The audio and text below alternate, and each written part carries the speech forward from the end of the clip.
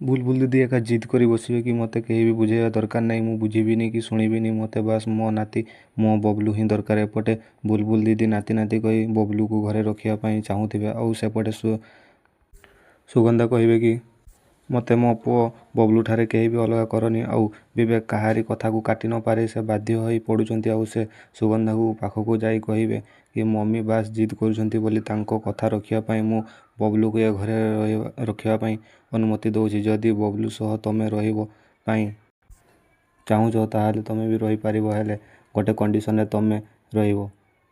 ପୂର୍ବରୁ କହିଦେଉଛି, ତୁମେ ମୋ ସହିତ କେବେ ବି କଥା ହେବା ପାଇଁ ଚେଷ୍ଟା କରିବନି କି ମୋ ଆଖପାଖକୁ ବି ଆସିବା ପାଇଁ ଚେଷ୍ଟା କରିବନି। ଆଉ କହିବେ ତୁମେ ଯୁକ୍ତିତର୍କ କରିକି ସୁନୟନା ସହିତ ଝଗଡ଼ା କରିବା ପାଇଁ ଚେଷ୍ଟା କରିବନି କି କୌଣସି ପରିସ୍ଥିତିରେ ସୁନୟନାଙ୍କୁ କ୍ଷତି ପହଞ୍ଚାଇବାକୁ ଚେଷ୍ଟା କରିବନି। ଆଉ ଯଦି ସେମିତି କିଛି ହେଲା କି କିଛି ଜାଣିବାକୁ ପାଇଲି ତାମାନେ ତୁମକୁ ଏ ଘରେ ଗୋଟେ ମିନିଟ୍ କି ଗୋଟେ ସେକେଣ୍ଡ ରହିବାକୁ ଦେବିନି, ସିଧା ତୁମକୁ ଏ ଘରୁ ବାହାର କରିଦେବି।